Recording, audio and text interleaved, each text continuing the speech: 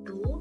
Dan shalom, selamat pagi, siang, serta malam untuk ibu dan teman-teman semua. Jadi perkenalkan, di sini saya Yerita Adelia dari kelas 2023B dengan NIM 231101624 yang akan membahas dan menanggapi mengenai Undang-Undang Nomor 40 Tahun 2009 yang berfokus pada pasal 30, yaitu mengenai pasal tentang hak rumah sakit. Sebelum saya menyampaikan tanggapan dari saya akan menyampaikan isi dari Undang-Undang Nomor 40 tahun 2009, yaitu pada pasal 30 tentang hak rumah sakit. Jadi yang pertama, setiap rumah sakit mempunyai hak.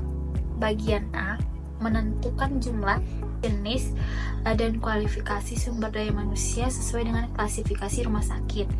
B, menerima imbalan jasa, pelayanan, serta menentukan remunerasi, insentif, penghargaan sesuai dengan ketentuan peraturan perundang-undangan.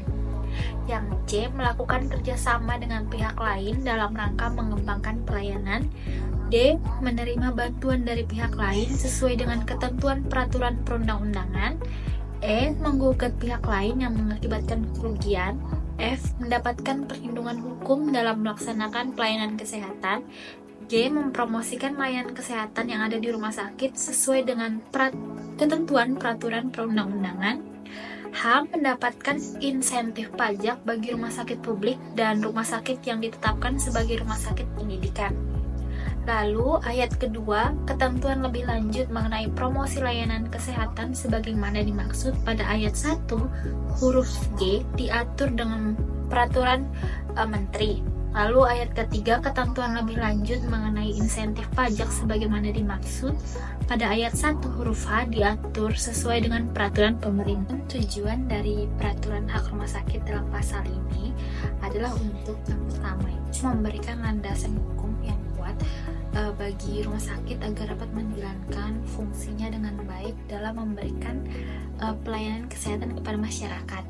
Lalu itu memastikan kualitas pelayanan kesehatan diberikan oleh rumah sakit itu dengan mematuhi standar profesionalisme dan keamanan. Lalu melindungi rumah sakit secara hukum sehingga dapat melaksanakan tugasnya tanpa khawatir terhadap masalah hukum yang tidak diinginkan. Lalu mendorong rumah sakit untuk terus berinovasi dan berkembang melalui promosi serta kerjasama dengan pihak lain yang relevan. Nah, pasal ini juga bertujuan untuk menjamin bahwa rumah sakit sebagai institusi pelayanan kesehatan dapat berfungsi optimal, dilindungi secara hukum supaya tetap memberikan layanan yang terbaik bagi masyarakat. Contoh fenomena atau kasus yang mungkin mencerminkan pelanggaran terhadap pasal 30 ini yaitu di mana hak menentukan sumber daya manusia. Salah satu rumah sakit itu tidak dapat mempekerjakan dokter spesialis tertentu karena adanya campur tangan pihak luar yang menentukan kualifikasi tenaga kerja. Misalnya ketika ada tekanan dari pihak pemerintah daerah untuk mengangkat tenaga medis dengan kualifikasi di bawah standar, dapat menyebabkan penurunan kualitas pelayanan di rumah sakit tersebut. Nah, jadi kesimpulan dari saya, fenomena atau kasus tadi mencerminkan pelanggaran terhadap hak-hak yang diatur dalam pasal 30. Penting bagi pemerintah dan pihak terkait untuk selalu mengawasi dan menegakkan hukum guna memastikan bahwa rumah sakit dapat menjalankan haknya secara adil dan sesuai dengan peraturan yang berlaku. Hal ini dapat berdampak positif pada kualitas pelayanan kesehatan dan perlindungan hak pasien itu sendiri. Sekian dari saya ucapkan terima kasih dan mohon maaf bila ada salah kata. Assalamualaikum warahmatullahi wabarakatuh.